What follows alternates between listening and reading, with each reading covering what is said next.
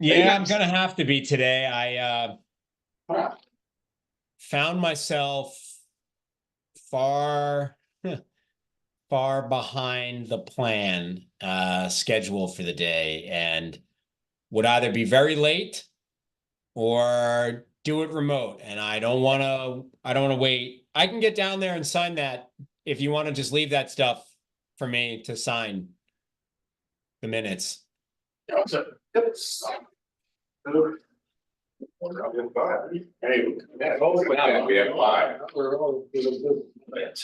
So you're gonna take it away, AJ?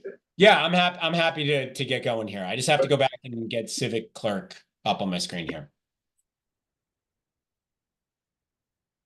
So this is all we have tonight. We're down by 3, but we have Evan, so we're down by 2. So we have 5.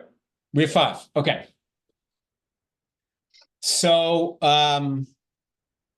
good evening. This is AJ LaRosa, the chair of the Burlington Development Review Board, and I'm calling to order the Tuesday, February 6th, 2024 meeting of the Development Review Board. We have an agenda in front of us. We typically move down the items in the agenda in the order in which they're listed.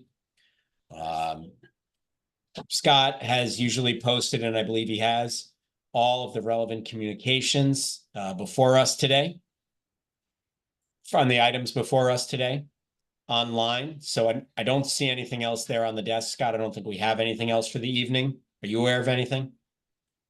No, everything that I've received is online at this point. Great. Okay.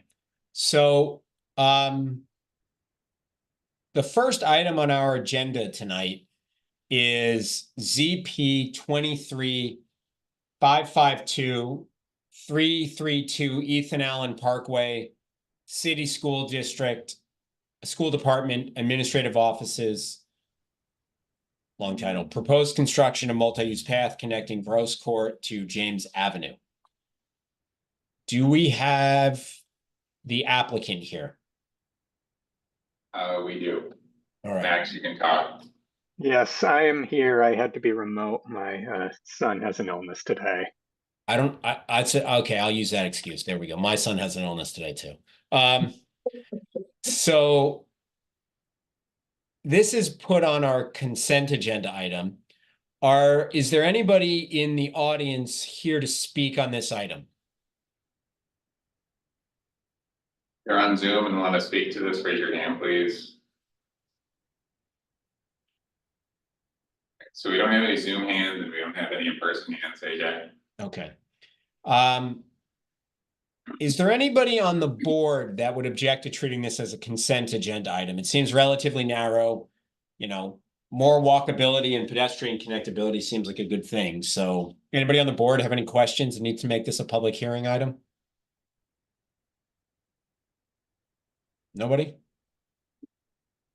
Good. All right. For the applicant, have you seen the staff report on this project? Yes, I have. Do you have any concerns or questions about it that you'd like to discuss with us? No, I do not. All right. So since it's on our consent agenda item, I'd move that we approve ZP 23-552 and adopt staff's findings and recommendations. Any second? I'll second. Second by? Couldn't hear. Scott, you want to repeat that? Sorry, second by Evan. Okay. All those in favor? Aye, all right, that's 5. Enjoy your multi-use path. Thank you. So the next item on our agenda is ZAP 24-1 230 Main Street. Appeal of zoning violation notice regarding unpermitted parking lot use. I know we have the, is the city there, Scott, or are they on Zoom? Okay, we have the appellate's here, city staff is here, including code enforcement staff. As I noted to the board this afternoon, the appellant has requested deferral. The appellant has requested deferral. Yep. Okay.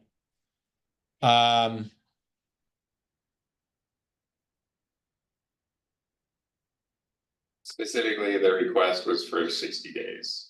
I missed, But, yeah, the I appellant did, has- unfortunately, I actually just missed that. So, I am fine with that. Does the city, who's here for the city, do they have any objection to that? Yes. I'm here, Ted Miles, our enforcement inspector is here, Bill Ward, our director is here.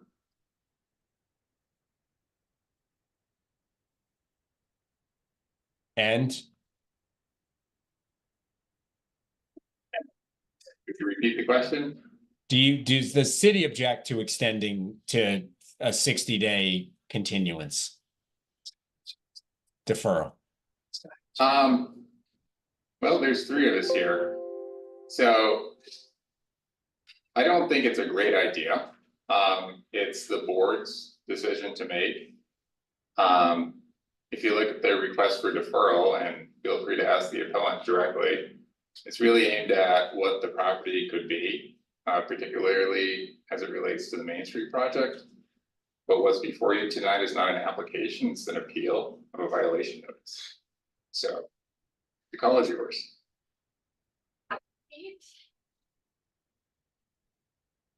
Okay. So is the request for deferral is based on the new communication that was included? Is that correct? Right, we got the appellant's. Well, that AJ, the appellant is here if you want. There's also the letter from the city, correct, that also came in? What came in today was the request for deferral. An aerial photo of the property. And we got a letter from Public Works saying, gee whiz, it would be convenient to use the property for Main Street reconstruction. Okay. Hey, is Kim on? Yes, Kim, were you planning on speaking on this? I'm available to the degree that there's questions on it, yes. Okay, all right. I didn't know if you had a commentary on the deferral. So, Scott, your comment was it wouldn't be a good idea to defer because this relates to a violation separate from what be worked out by DPW right now. Is that right? I see it as two different things. Okay. Right, we have an appeal before the board tonight, right? Was the violation notice issued correctly or not? But we have this other matter of Public Works has interest, the property owner has interest in what the property might be. Those are really two different things, but again, it's up to the board. It's conceivable, something could be worked out within the deferral period, or not.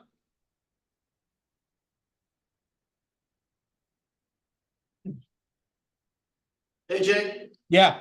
this is Matt Bailey. I'm here for the appellant. Oh, okay. Hi, Matt. How are you? Good. Just run me through your deferral thoughts. Well, Jeff Nick is here for the appellant. Obviously, I'm his counsel. We were urged today by several communications to seek this deferral to head off what could be just an unpleasant appeal and follow up to that. And with the kind of mutual understanding that DPW could really use this property during the Main Street project and possibly in the future for things that are gonna be happening. And our client has entered into discussions with one of the contractors hired by DPW to do the work, and things are kind of just hinging on that. I had discussions with Kim today about this. Kim urged me to assist my client to request the deferral. So we did, and we're fine. I mean, it was at the urging of the city, and this is just an odd situation where, you know, one department very much wants to see this property used the way DPW wants to use it, and, you know, now we're hearing this reluctance to even consider a deferral, and the suggestion that this is not the appropriate place to do it. So we'd just like to make that clear for the record. There are other city departments that are on board with this deferral, the mayor's office, fire chief, police chief. So it just, I want you to be aware of that this just didn't pop up. It's not like a delay tactic by my client. It was brought about at the urging of city. Yeah, I hear you. I hear you there. AJ, Yep.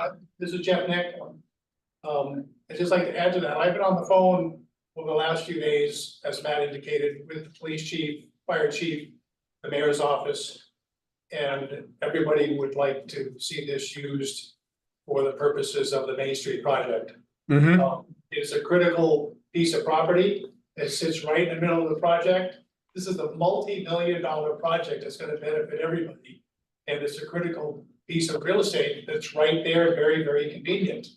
And I know that the city's indicate, or somebody's indicated to the Public Works Department to eat up 9 parking spaces in the library lot when they could be using our property. So it seems like a very good use of real estate for the city to take advantage of. And to add to that, the ultimate, I guess the post action we would be taking to this particular hearing, if there was a deferral, would be to file a joint application with DPW for a temporary use of property. Yeah, I hear you.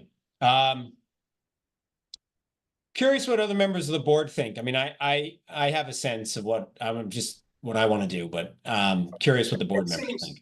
It seems we do grant these deferrals pretty often, and this circumstance seems like it's, there's enough balls in the air on the property that to me, it seems to make sense to do the deferral, to say. Yeah, I tend to agree. I'm also a little, I'm a little, I don't want to say worried, but I wouldn't love issuing a decision saying it is or it isn't a violation, right? And then have somebody try to work out an agreement for parking in light of that. I'd much rather see what shakes out amongst DPW and Mr. Nick over the next sort of 60 days. I don't feel a compelling need to really rush into a decision on this, given the conversations taking place and the potential use of the property for somewhat related to, for a purpose somewhat related to what we're asking is a violation,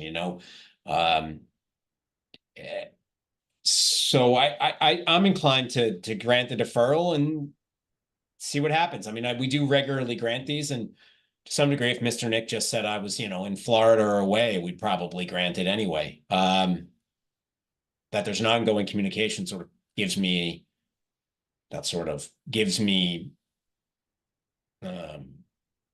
some degree of confidence that this is not, the completely most adversarial situation we've seen in front of us, it's not pickleball. I also, for what it's worth, am okay with granting the deferral. My only kind of annoyance is that it's been, used as a service parking lot for quite some time. The permits are, expiring. So, but I think considering the big projects and DPW's interest in the site, I am okay with the deferral, but it seems okay. happen to work in this favor. AJ, if I just may clarify, this is Jeff Nick again. Hi, Jeff. The reason that the lot was used for parking the last few years is we granted COTS the right to use our land. Jeff. I just want to make sure everybody understands. I don't want to go into that part of it, because then we're sort of bleeding a deferral into an argument. I understand that argument was made, and I don't want to take testimony on it. We haven't opened the record. That's not me commenting one way or the other. I just don't want to get into the city and you back and forth on this particular topic before we open the hearing. So having talked about this, I would move that we grant the deferral and extend and defer this for 60 days to our first meeting in April.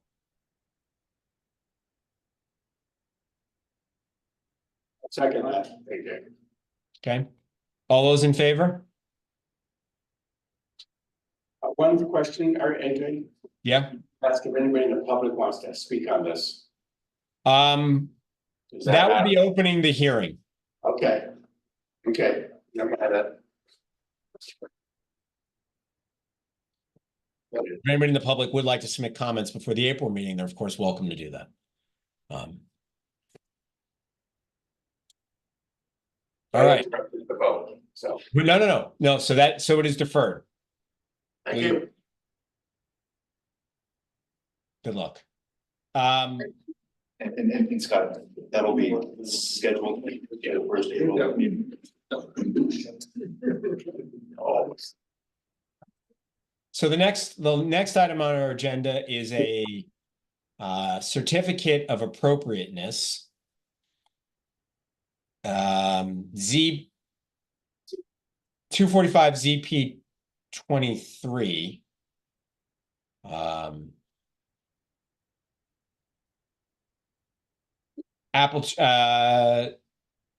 I have that right? 23 ZP 23545 245 Appletree Point Road, demolish existing house, rebuild new house on existing footprint. Do we have the applicant in front of us? We have several applicants, AJ. Just go through the list in Zoom. Okay. Yeah, they're all remote.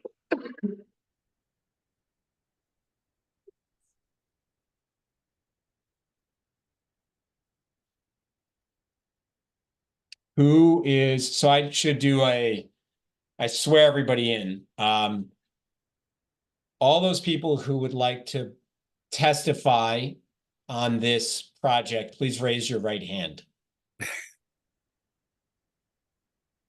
Do you swear that the testimony you're about to provide in the matter under consideration is true and correct under the pains and penalties of perjury?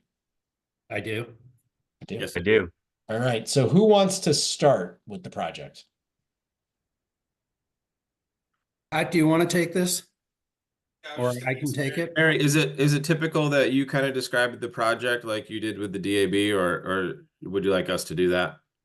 I think it would be a good idea for the project team to kick it off. Okay, sure. Yeah, I typically like to hear from the project team, and the board has read the staff report. We understand generally what the project is. We've seen the plans. Okay, excellent. So, run us through it, but by all means, we have sure. the materials, we've looked at them. Great. All right. My name is Patrick from Ramsey Gord Architects here in Burlington. We began working with the owner of this property, the client, probably about a year ago.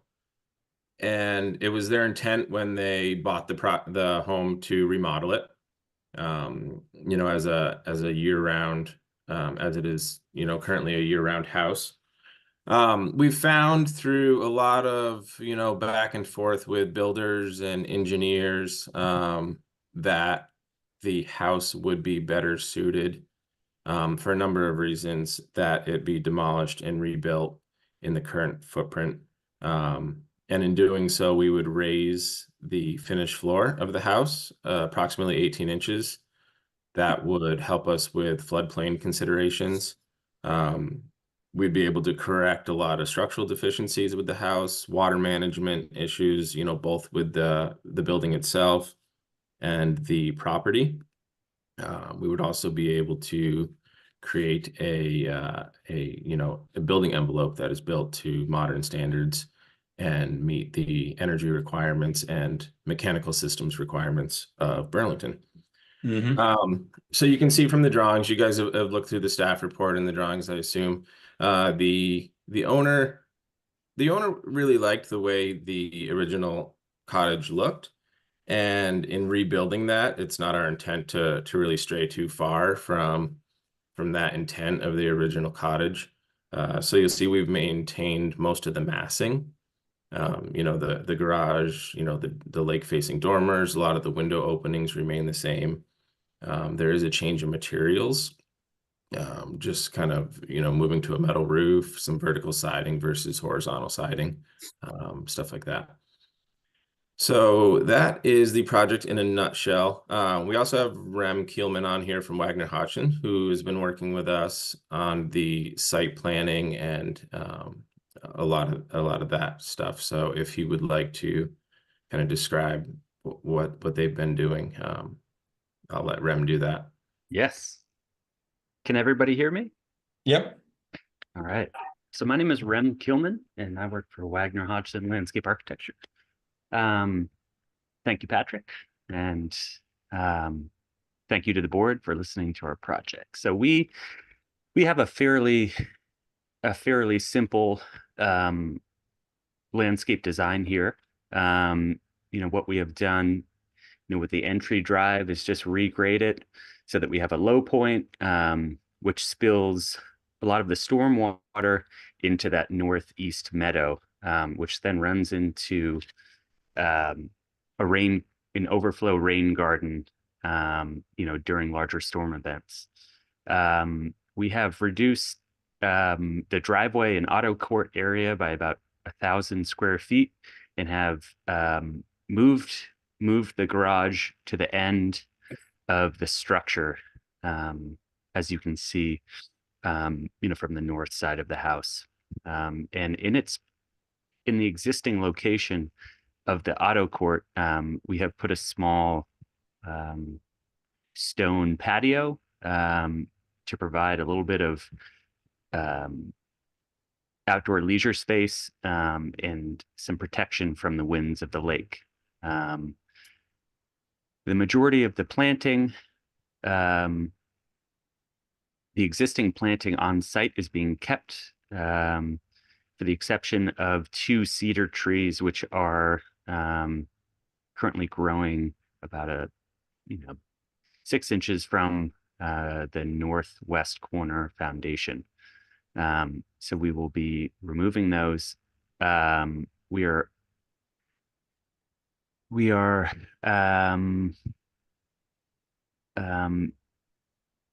due to the area redevelopment shown here in this diagram in pink, we are balancing that out, if you will, through the use of LOMO, which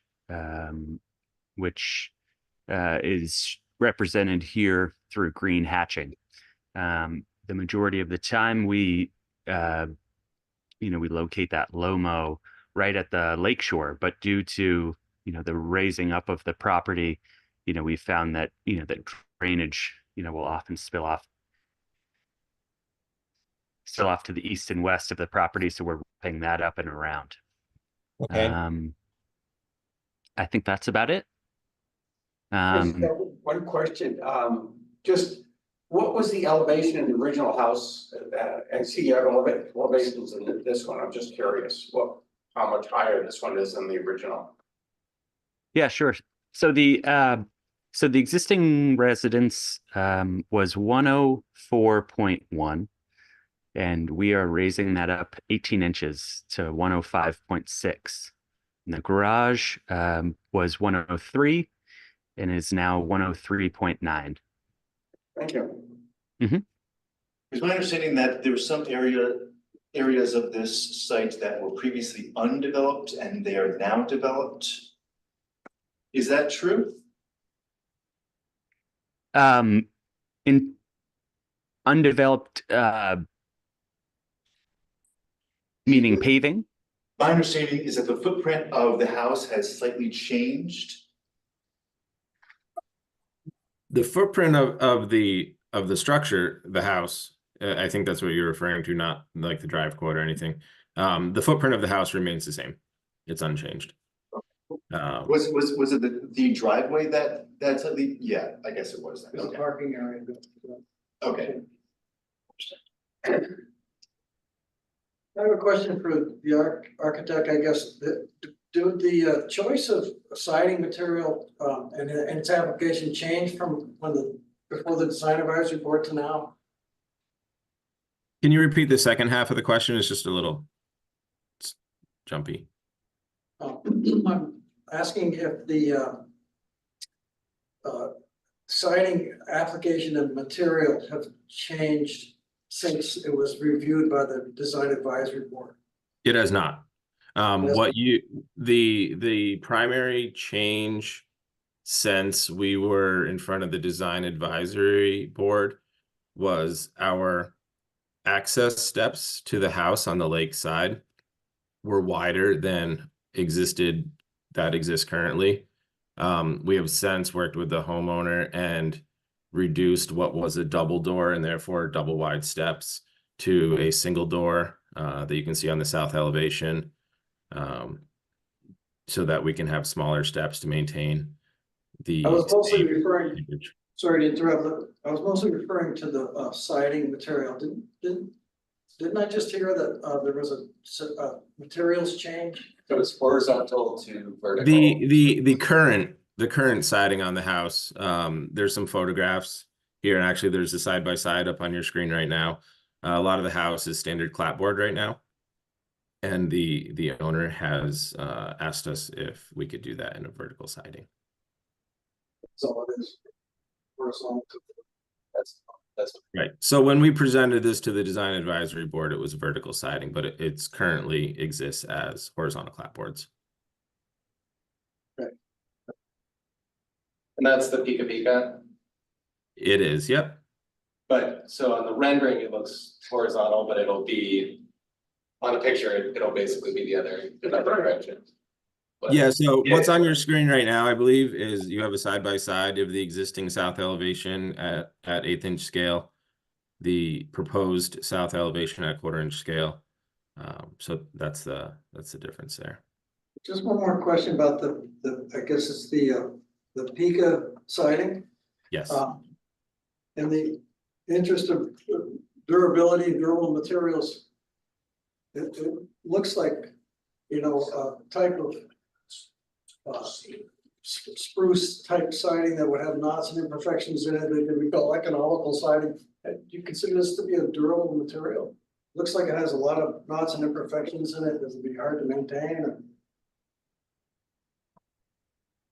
Ramsey, can you speak to that at all?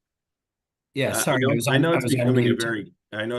very common cladding system. It's actually something that's been used in Japan for centuries because of its longevity. It's a process of actually charring the wood that creates a resistance to weathering. That was part of the thought process behind the selection, given the abuse that it gets at the lake. Good, thank you.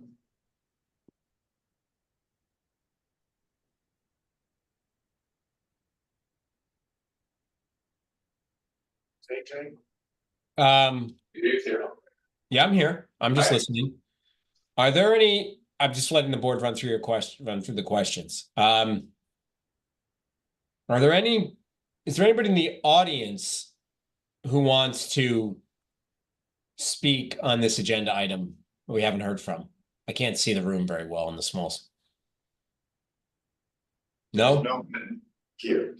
Someone's raising their name to raise. Yeah, the way with the big thing up, the little 645 pine is quite small.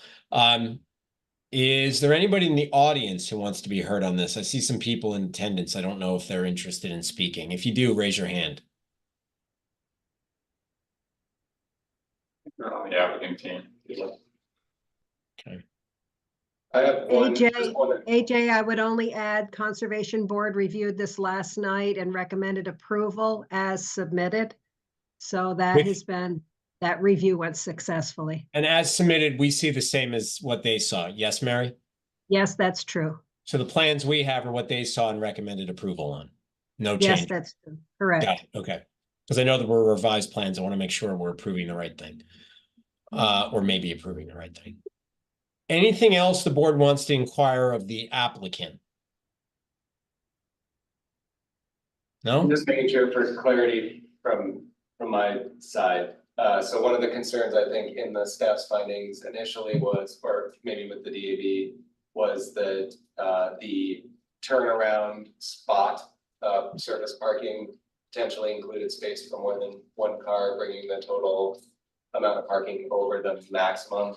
So in this updated, that slightly narrowed area with the one car, that was just made slightly smaller, the little spur. Is that correct?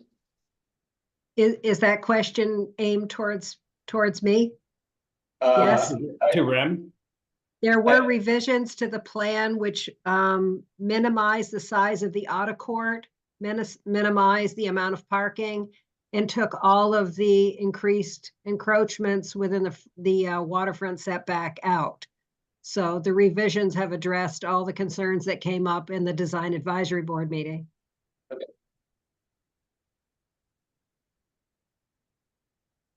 What, were there any conditions from the Conservation Board, Mary? No, it didn't seem that way in the write-up, no? There were none. All right, well, I suppose with that, anything else the applicant would like to add? No, nothing from me. Mary, you're looking like you have something to look at, no? With that, I'd close the public hearing on this agenda item. I was wondering if the board would entertain a brief discussion about this project before we move on to the neighborhood code presentation so that we don't have to deliberate later on the project. I think it is a relatively well-conceived project and seemingly like it meets the standards.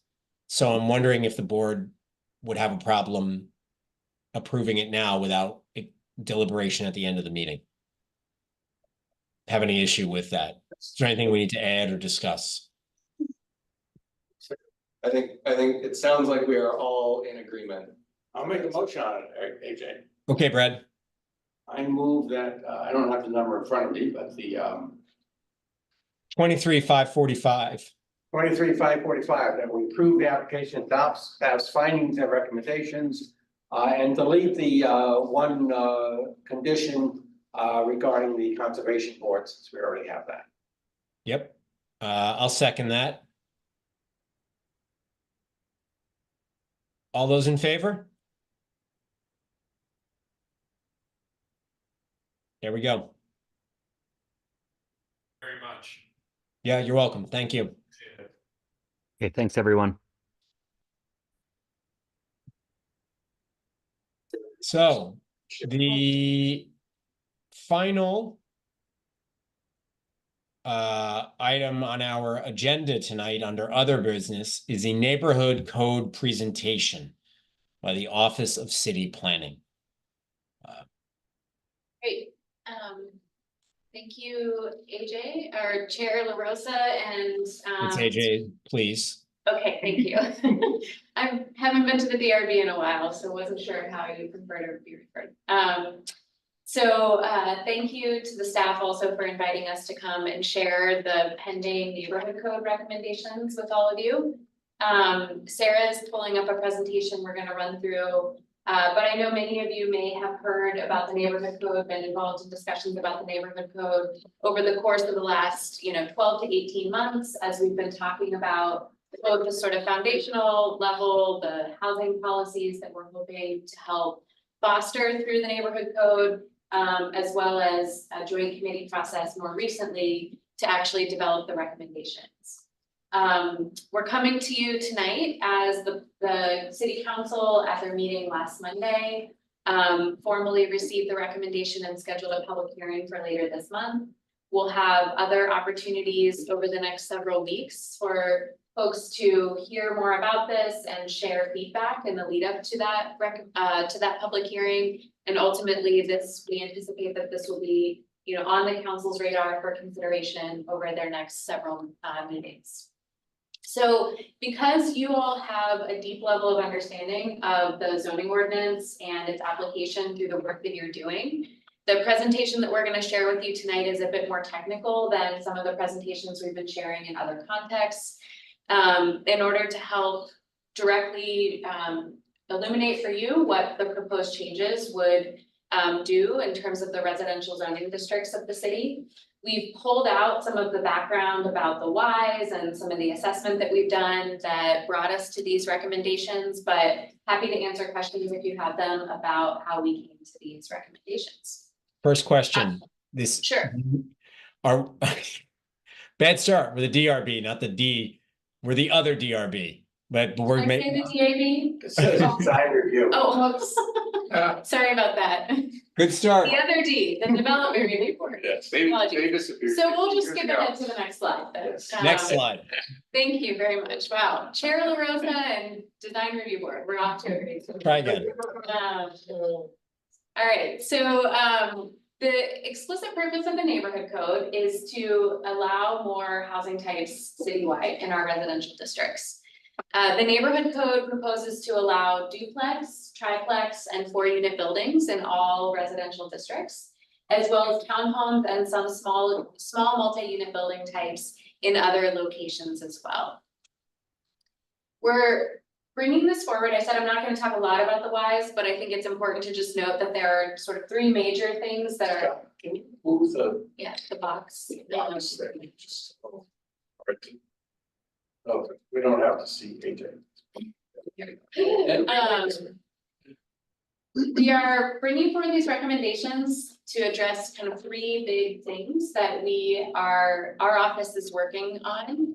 The first is to help us move forward recommendations of our comprehensive plan, Plan BTV for the city. And specifically some of the recommendations, the action items that were in the 10-point housing plan from 2021. And complement the work that we've been doing at the citywide level and in other more intensive mixed use areas of the city to help us address more of the housing needs that we have citywide. We are trying to approach this in a way that helps us provide additional housing opportunities that complement ones that we already have. Particularly thinking about benefits of more neighborhood scale housing solutions to things like utilizing existing infrastructure in the city, providing more housing type choice in different neighborhoods around the city, helping us expand our tax base incrementally through new homes in existing neighborhoods, and provide more opportunity for the kind of evolving needs of households and the community at large in our housing type choice. And then finally, the work that we're doing is also in part being informed by new requirements from the state legislature. You may be familiar with a bill from 2023 that was called the Home Act. This introduced a new set of statewide zoning requirements for all municipalities to comply with. But this is in part in Burlington informing some of the work that you'll see here in the neighborhood code and will inform other zoning changes that we'll be making too in the coming year. One of the questions that we are always asked when we talk about the neighborhood code is, why the neighborhood code? Why not upzoning other parts of the city? And I think you as DRB members are much more familiar with some of the significant changes that have been made in the city zoning code in the last decade. Things like the form code for downtown, changes that we've made to parking policy, changes that we've made to enable more accessory dwelling units and balance our short-term rental requirements or be more explicit about our short-term rental regulations. Many of these bigger initiatives that you're more familiar with have really helped us to address areas of the city that our future land use plan talks about being places that we're planning to grow in a more significant way, really accommodate the greatest intensity of future development. Through the neighborhood code, we're talking about the residential areas of the city where our code or our future land use plan, comprehensive plan talks more about, more incremental change over time. And the neighborhood code has been carefully thought out in terms of how to help us address some of the barriers that exist in our zoning ordinance today that allow for some of that incremental change and act again as a complement to some of those other zoning changes that have been implemented in recent years. I think it's important when we kind of layer all these future land uses together to just note that when we're talking about the neighborhood code, we're only talking about the residential districts. But when you see, if you see subsequent maps in our presentation, there may not be as many here tonight as normal presentations. You'll see some holes in the map And we wanted to just provide this as a very high level overview that the areas that you see in blue are going to be the areas that we're talking about for the rest of this presentation. But we do also have all of these areas that are in gold that allow housing, in many cases at much greater intensities than what we're talking about, either existing in our residential districts or proposed under the neighborhood code. And it's really those areas in green, the areas that have been identified as our important natural resource areas, areas of conservation, our parks, and just really some small areas remaining that are in red. Primarily the remaining portions of the South End Enterprise District and the BHS site that don't allow for any housing development at all. So we also provide this just as context to remind folks that the city does have a limited land area, and only about 60% of the city's land area actually allows for any form of development, including residential development. So as we talk about solutions like the neighborhood code, this helps us realize new housing opportunities in a landlocked city that can't grow outward like some of our neighboring communities. This is a quick overview to the 4 main requirements from the Home Act that the neighborhood code is addressing. Again, I mentioned that there are some other pieces of the Home Act that will inform other zoning amendments in the coming year, but these are the 4 key ones that we're addressing here. The first is that the state said, statewide, in all areas served by water and sewer, municipalities have to allow at least 5 dwelling units per acre as a minimum density. For those of you that kind of remember and know our residential districts off the top of your head, you might say, great, we already meet that. We do, with a caveat, which we'll talk about a little bit more. Except for explicitly in the RL larger lot overlay zone, which limits density to only 4.4 units per acre. So at minimum, we have to address that point, and we have to address some kind of related issues that are further down in this chart.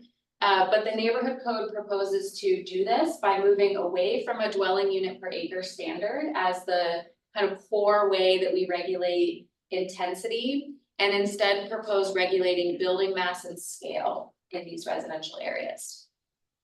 The next issue is, again, statewide. All communities, and this includes places outside of water and sewer, must treat duplex and single family homes with ADUs the same as a single family home without one. So you may remember in recent years, we made some changes to make our ADU rules more flexible. That was also something the state said, you need to make your ADU rules more flexible. They've now come back and said you also need to treat duplexes the same way you treat single family homes. So this is a major change for us in that in the RL districts are the only district in the city that requires a minimum lot size, but we also require a larger lot size for a duplex in RL.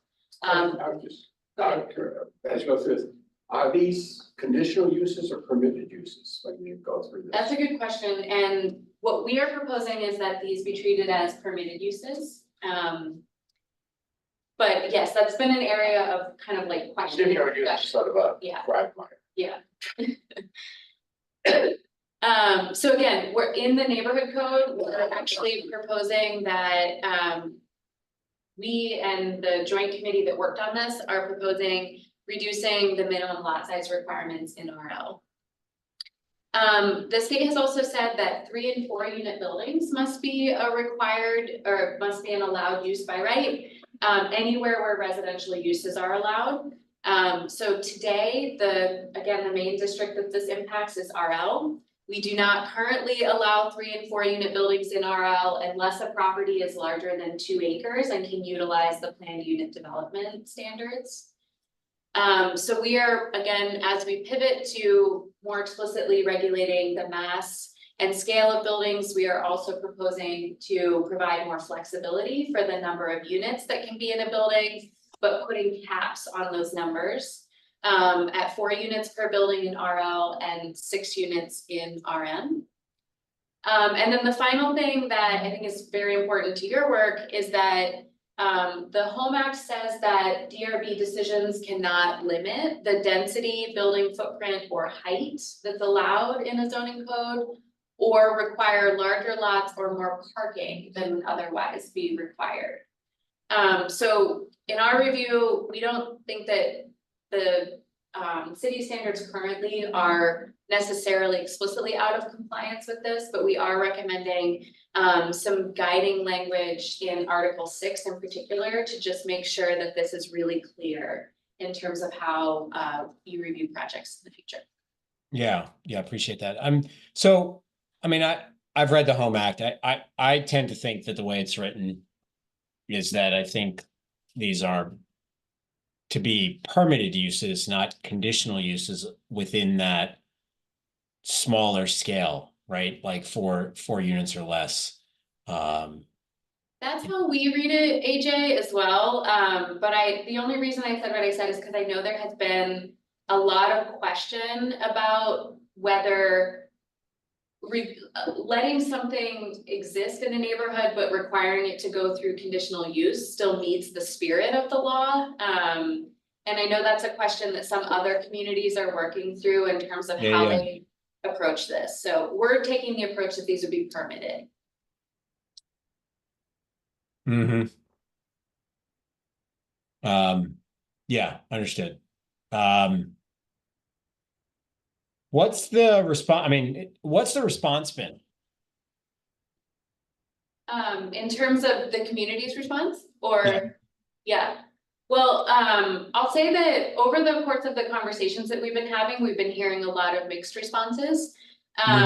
We've heard a lot of, especially in our engagement work over the summer, we heard a lot of openness and agreement about the need for more housing and more housing solutions.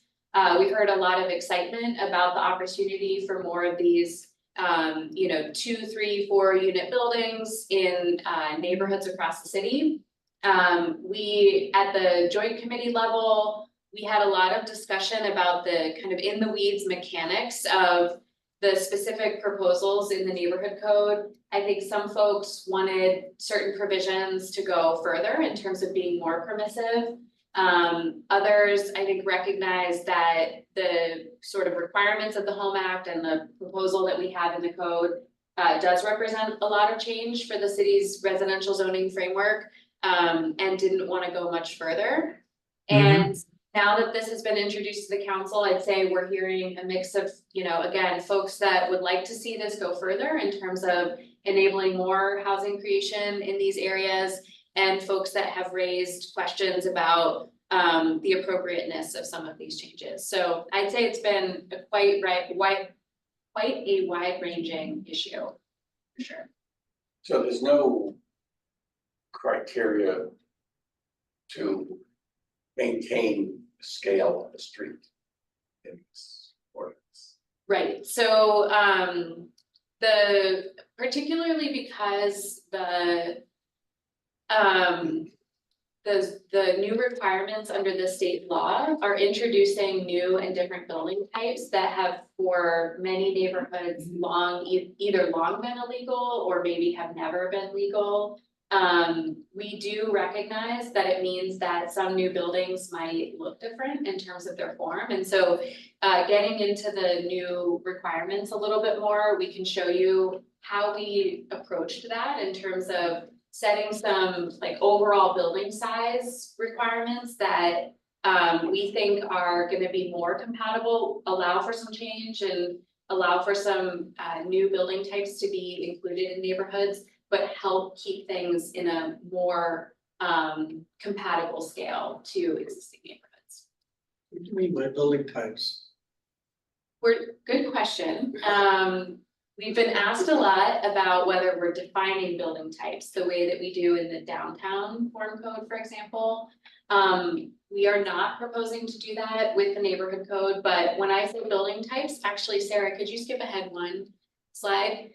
These are the kinds of buildings that we've been talking about enabling or aiming to enable in the neighborhood code. So when I refer to building types, Sean, I'm referring to these types of duplex through 4-unit buildings. In some locations, we've been talking a lot about townhouse type developments or even small multi-unit buildings that could be about the same size as a small row of townhouses. Megan, can I ask a question about that? Sure.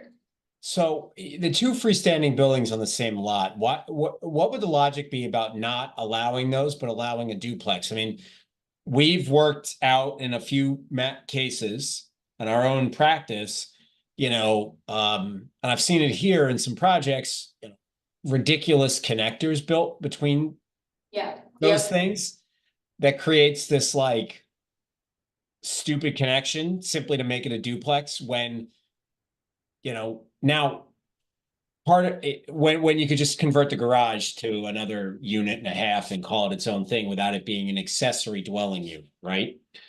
It's a great question, AJ, and actually, I really appreciate, as I knew, you guys are very in the weeds and you already have questions. I think I might be able to answer some of them. We've prepared a little bit more of a presentation, so if it would be okay, I'll try to kind of like quickly run through the rest of what we've put together, because some of this might be answered. Could you go? Thank you. So, AJ, to kind of speak to your point, what Sarah just had on the screen is more about our existing zoning. So, this is the sort of current, not all, but the major elements of our zoning code that regulate what can be built in residential areas today. And this has been really important. We've closely evaluated this in terms of enabling more of these middle scale housing types and figuring out which of them, kind of extracting patterns from existing neighborhoods, and figuring out which of them we might need to revisit in terms of how we get to a place where we enable more housing types. On the next slide, what the purpose of this is to show that using this existing framework means that many of these middle housing types that we've been talking about, these building types, are either not allowed at all today, or in places where they are theoretically allowed, the standards require either very large lot sizes or other conditions that make them very hard to actually implement. And then I was gonna note here too, that the small multi-unit buildings that are over on the right was not originally part of the scope of the code that we were working on, but was something that came up over the course of the committee's work, particularly as we think about a new corridor district that we're gonna introduce to you tonight. So again, our aim is for somebody navigating the city's code to see more of this, which is more of these housing types being allowed.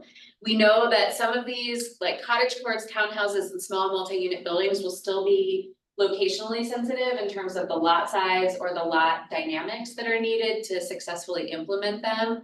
But ultimately, particularly for the ones on the left side of this, we want this to be more permissive. And so bringing us back to what our standards are today, we are actually able to, well, right. It seems like we're throwing a lot out. And I think the purpose of this, and we'll walk through what we're actually changing, is that many of these standards we are proposing to keep. We're proposing to change them in order to make it more permissible. But the only two that we are proposing to throw out entirely, one is the minimum lot size. Again, that applies only in RL today. And we're proposing to replace the density ratios with this new building footprint and unit standard.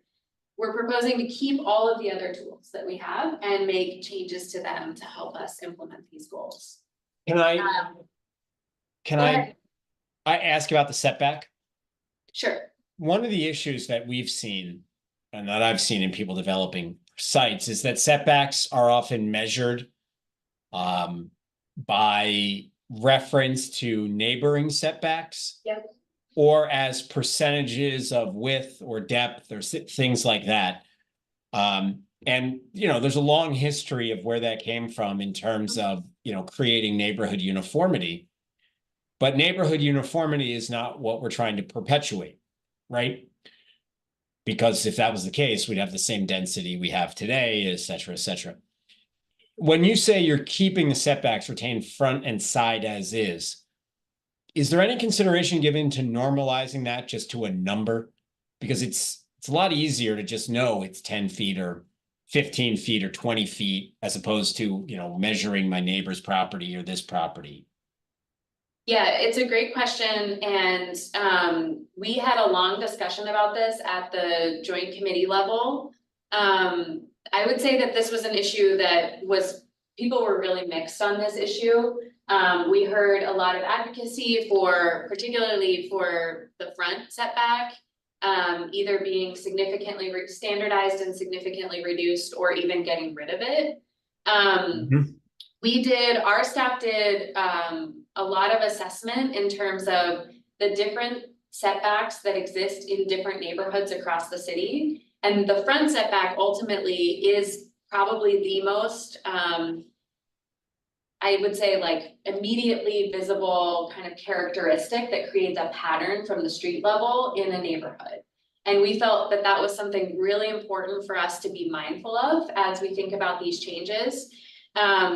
Neighborhoods vary widely, so we thought that it would be difficult to set like an RL wide front setback that wouldn't, create drastic changes neighborhood to neighborhood citywide. And we also did a little bit of work to figure out where in the city any sort of change would actually be meaningful in terms of allowing like habitable area to be created in the front yard of an existing property. And found that there probably in most cases, unless a building is already set back 40, 50 feet or more, the likelihood that a front addition would help, particularly allow a new unit, would be very limited. So the one thing that we did change as part of the committee's work is actually set a maximum front setback. I think it was 25 feet. So if the average results in somebody needing to set back 40 or more, they're only required to set back 25 feet. So that was one of the ways that we're trying to deal with really deep lot conditions. But I think to your point, AJ, a big part of the reason why we're recommending standardizing the rear setback, again, as a percentage of a lot's depth, it can be really, it's not transparent in terms of what you actually need to provide as a rear setback. We think that standardizing a rear setback can still provide an ample amount of separation in terms of buildings on two kind of back-to-back lots, and will also help us to recognize and realize the potential that the really deep lots that exist in the city could have to create new units in the rear of those buildings. Right. So I guess you subdivide it, you change the context, right? Right, either by allowing a second building, to your point earlier, or through a subdivision, which is Right, because you change the lot size, you can subdivide it and create a new freestanding developable lot, yeah. Right, which changes your setback because it's no longer your back property line. Right. Got it. So these are the things then kind of grouped into three buckets. We're updating key dimensional standards, regulating mass instead of density, and then we're modifying some of the residential district's boundaries. The next few slides just show kind of where explicitly we're making recommended changes. We've already talked about kind of in the top left for RL, removing that minimum lot size requirement. We are recommending an increase of the lot coverage limit from 35 to 45%. And you can see over on the right, standardizing the depth instead of 20 feet, 25% of the lot depth, at least 20 feet, we're saying 20 feet. Is the It's a 10% bonus on the lot coverage in RL. Yes. And then for RM, we're just proposing the change to the lot coverage go from 40 to 60. This is based on a lot of assessment of the existing lot coverage. I think you all probably know this, that many of the lots, because much of the RM areas of the city used to be RH and were built before we zoned them RM. Many of them are already at or over the existing 40% lot coverage. And this neighborhood in particular, the Old North End, was one of the neighborhoods that flagged for us when we were doing our ADU reform work as being problematic because of the lot coverage limits for people to add a new ADU. So we're actually recommending that we actually formally change the RM from 40 to 60 and standardize the rear setback at 15 feet.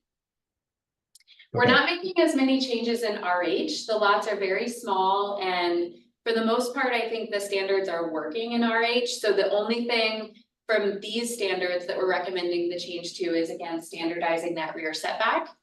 And then we're proposing a new residential corridor district, which would apply to properties that are in the residential districts that front on North Avenue, Colchester Avenue, and Shelburne Road, St. Paul Street. And this would allow for similar kind of buildings to be built along those corridors as what you might see in RH. So these are smaller, we're still limiting the size of the buildings, but allowing for more of like the small multi-unit building type. So could you repeat again, the corridors and zones are? Yep. They're residentially zoned properties that front on North Avenue, Colchester Avenue, and Shelburne Road, and up into St. Paul Street. Yeah. As we kind of move over to the next set of issues regulating building size instead of density, just going to show you a couple of images that we've been using in a lot of our discussions. You know, Evan will be familiar with this. One of the things that we have kind of uncovered is that people have very different perceptions of what a numerical density means from what it might actually look like on the ground. And this is a really good example of what we mean by that. These are 4 nearly identical buildings, all in the Old North End within a couple of blocks of each other. Probably used to be single family homes converted to duplexes. They all have some amount of off-street parking. For all intents and purposes, these are the same buildings. Except only the 2 on the left would be allowed under our current density limits in RM today. The 2 on the right would not be permitted.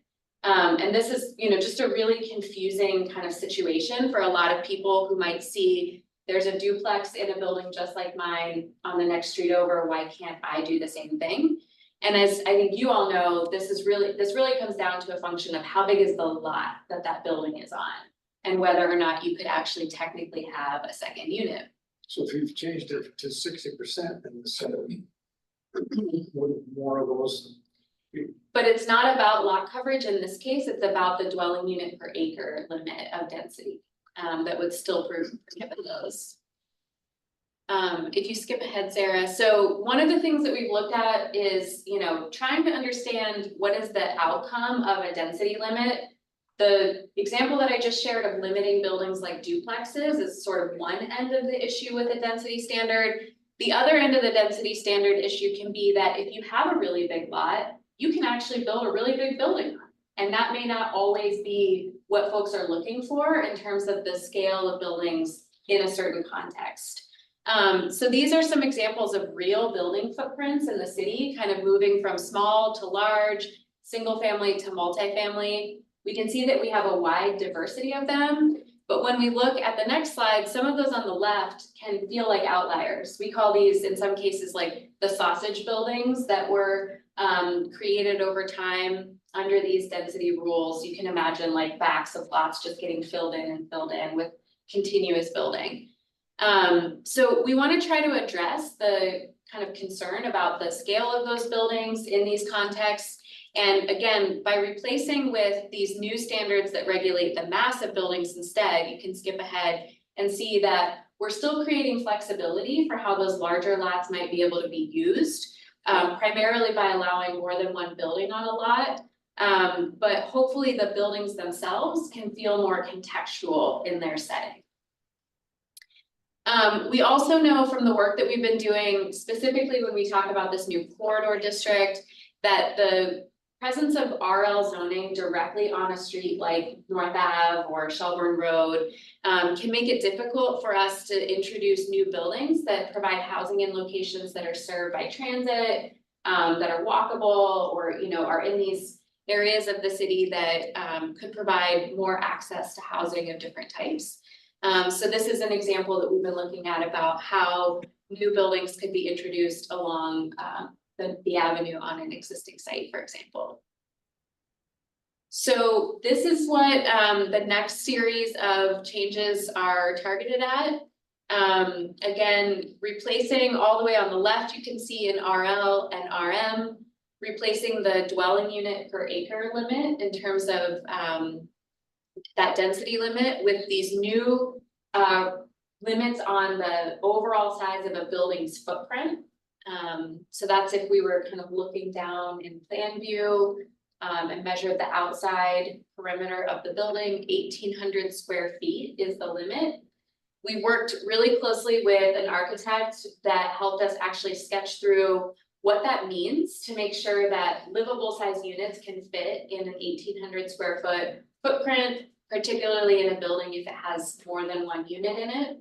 And trying to ensure that, you know, multi-bedroom units could be part of this. We've heard a lot about housing options for people that are not just kind of like efficiency apartments, family units, opportunities for homeownership. So we've set these limits to help provide flexibility for what types of units could be within them. And then for the back building, we're enabling up to a second building on these lots. We've set the limit for the max footprint for those buildings smaller. And for each of these districts, set a limit on the number of units per building.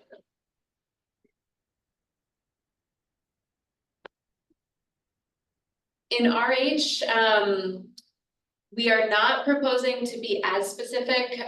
We have a 40 unit per acre density limit in RH today, which is pretty high. And again, it's working for the size of the properties that we have down there.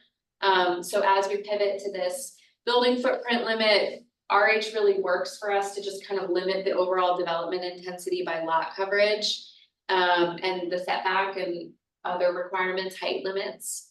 But then again, in the new corridor district that we're introducing, this allows for a slightly larger, just one max building footprint. We set this at 3,600 because we were working through a potential housing type of like a row of 3 to 5 townhouses. We've heard a lot of interest in that as a housing type to expand homeownership. 3,600 feet is about the right size you need to get a small row of townhouses. And over the course of the committee's work, many of the committee members said, let's just use that as an overall kind of building size limit and be flexible about whether that's 3 to 5 townhouses or maybe it's a small multi-unit building. And So there's no lot coverage requirement there's 80% in car. in the corridor. Yep. So this would be, you know, more intensity on this corridor. Oh, yeah. Self-interest on it, because I live in one of those. Oh, okay, in that okay. district. How do you envision that transformation happening? Yeah, that's a great question. I think in the short term, it'll be, you know, some of these lots that are really deep, maybe being rebuilt as with a corridor building on them. But I think in general, with all of these, it's very likely that this will be pretty incremental. We've heard from outside of the zoning changes that we're proposing, we've heard from a lot of folks just about the realities of, you know, actually purchasing and building, meeting all the code requirements, et cetera, that it might be, that there will still be some challenges there.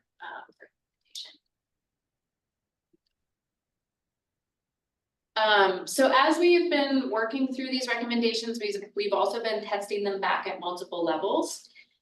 So these are just some diagrams that show what the different potential outcomes could be of these zoning changes in the different districts. So I think to your question, Brad, we certainly think, and based on experience of other communities, would anticipate that we'll see more backyard infill or maybe expansions of existing buildings before like tear downs and replacements of existing buildings, particularly in the RL and RM, because of the financial realities of acquiring and demoing and rebuilding in those contexts. But this presents a full range of what the options could look like if you apply the code in any of those scenarios in RL and RM. These are the building types that could be possible in RH and on the corridor. Again, these areas might have a little bit more capacity to evolve because the intensity is different than in RL and RM.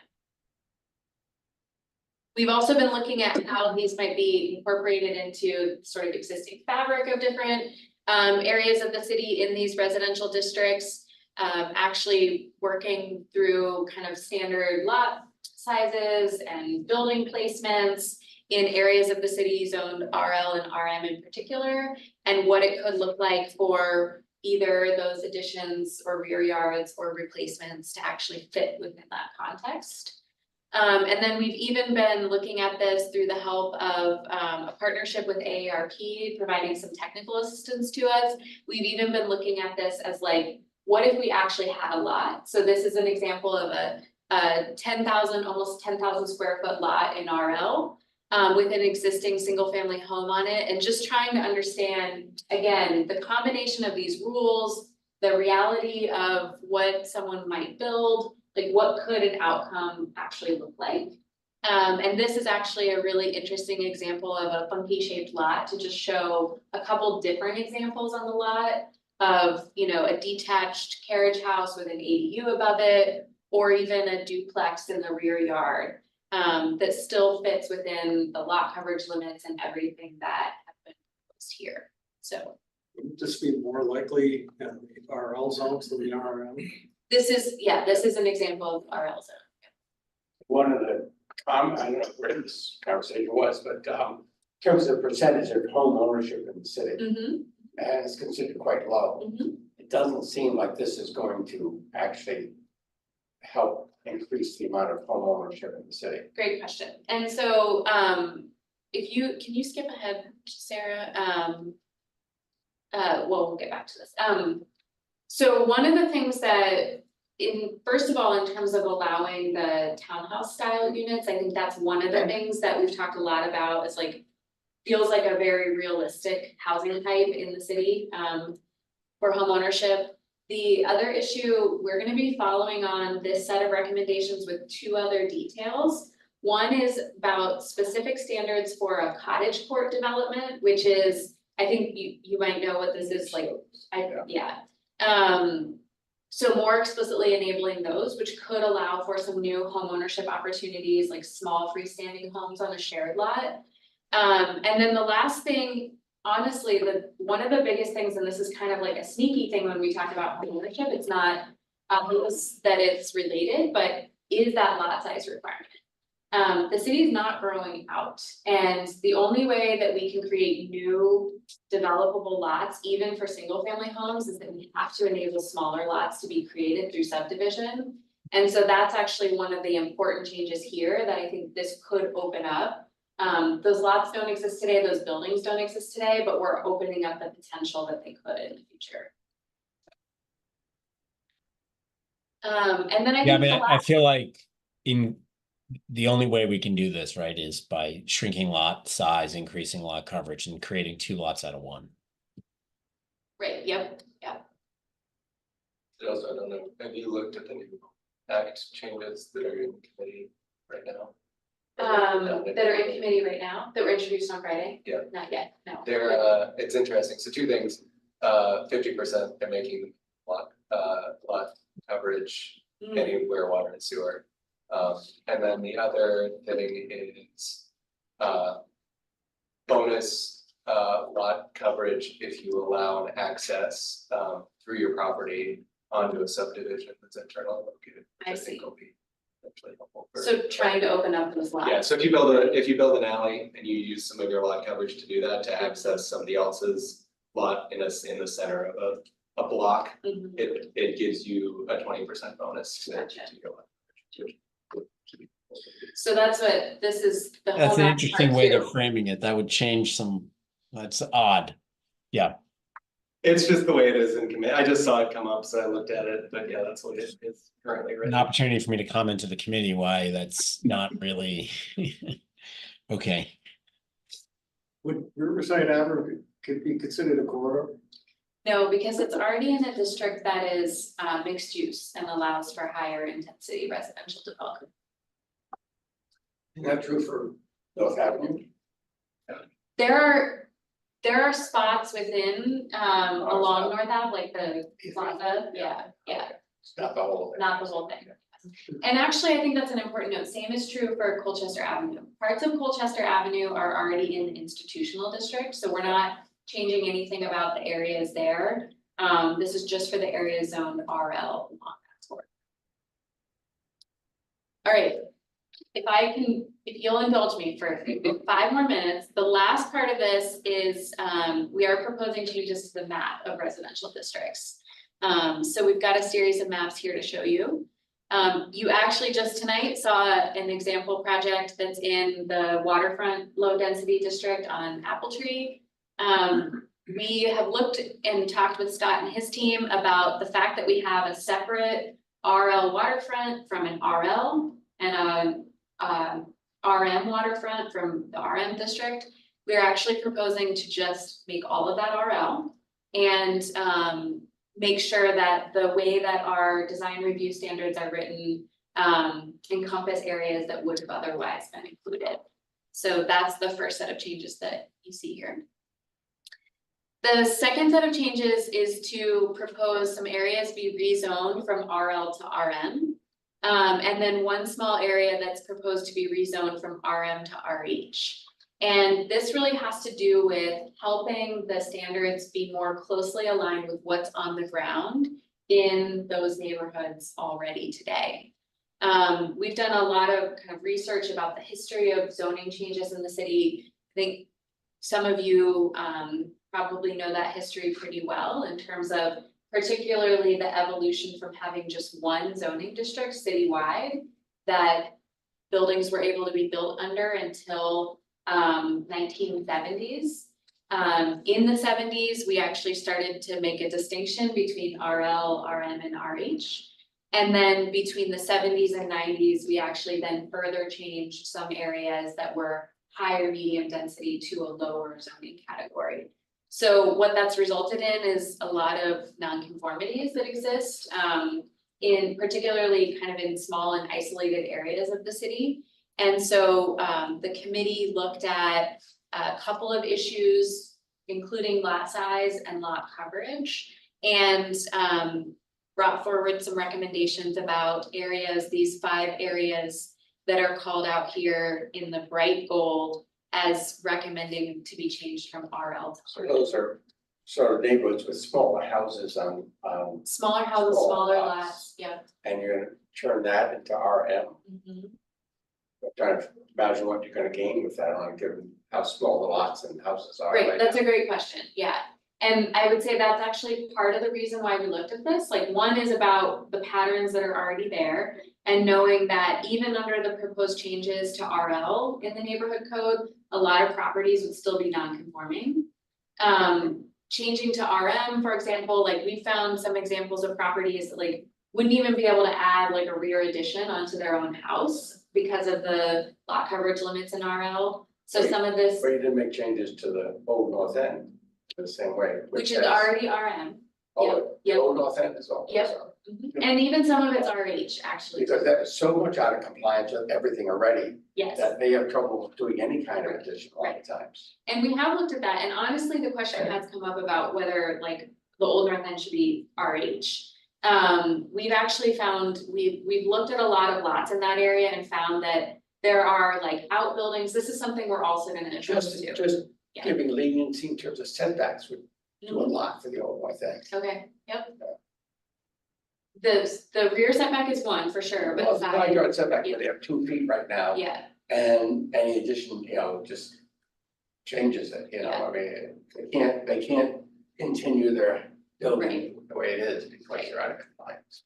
and we talked to a lot of people who have like, they might have like a parking area that goes back to like an old garage or something that they'd like to be able to convert the garage into habitable space, but the combination of existing rules just precludes them from doing that for a certain reason. So that feels like an obvious way without needing to significantly expand lot coverage. It feels like a way that we could try to be more creative too, so. I think we can skip ahead to the next one. We've talked about this, creating these corridors. So this is a map of the properties that would be included within those corridors that we talked about. The other thing here that we included is a proposal to change the zoning for the Champlain Elementary site from RL to RM. So folks may not know that that is in a residential zoning district like many of our schools.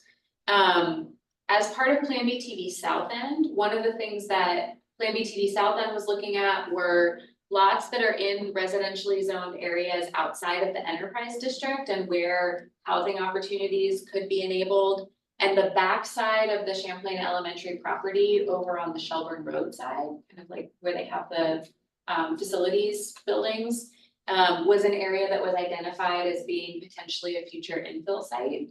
And so we are recommending changing from RL to RM to help facilitate that if it were to ever come to fruition.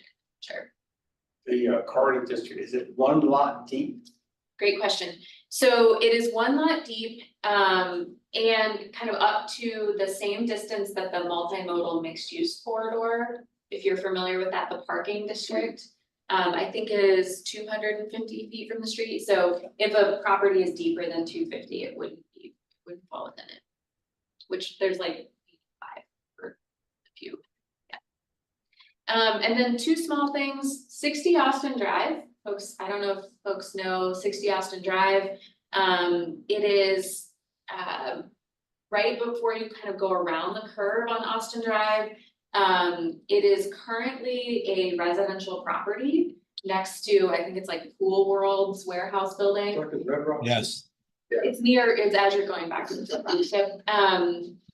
But it is just like a standalone residential building. We've done a little bit of history on it.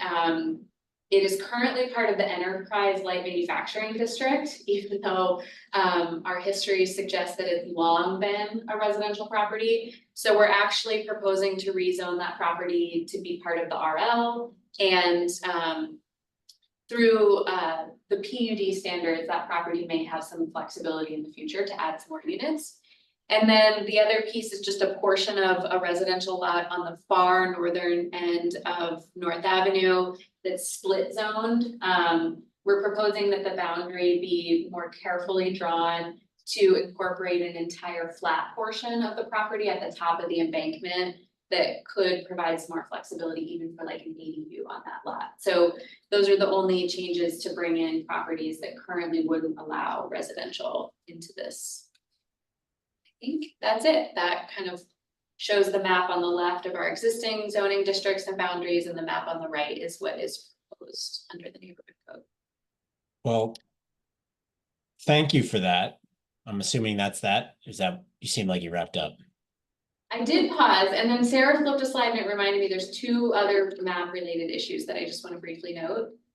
We have 2 overlay districts that we're proposing to delete as part of the neighborhood code. The first is the RL larger lot overlay. When we talked about the things that are in the Home Act that are not compliant with those new rules, the larger lot overlay is out of compliance for many reasons. And the joint committee decided that it's not really in the spirit of the whole package of the neighborhood code, so recommended that it be removed. We also have this RH high density bonus overlay that applies to just a portion of the sort of southeast corner of downtown that is functionally irrelevant. There are no properties that can be developed using the standards of that district anymore today. So we're proposing to just delete that. And then the last piece here is about commercial uses. We heard a lot of interest and advocacy for allowing more commercial uses in residential areas. So the only change that the neighborhood code proposes to make is that in this new residential corridor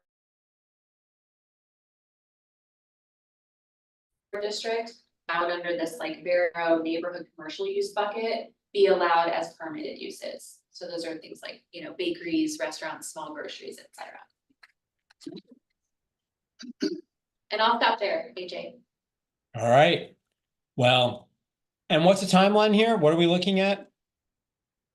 You think The for city final council is adoption? the city council is holding their public hearing on February 26th. And we'll have a couple more opportunities between now and then for public comment and input. But from there, I'm not sure if the council may want to consider some changes, but we're anticipating, it seemed like from their discussion last Monday that they would like to be able to consider this under this council's term. So sometime in the next month or 2.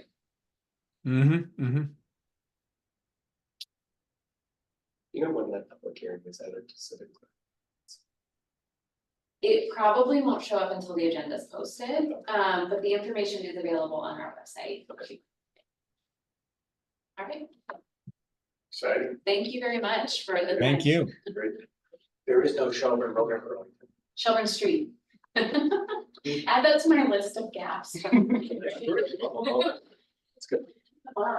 Yes. All right. Well, thank you, planning and zoning staff. You guys have put a lot of work into this, and I know that the intent is to help us solve the city's housing crisis, maybe everybody else can get as serious statewide as I think you guys have taken it. So thank you for that. Like people talking about Act 250 reform, maybe. Anyway, so with that, we have nothing else on our agenda. I will close the public hearing for the evening and see you in 2 weeks. All good. There.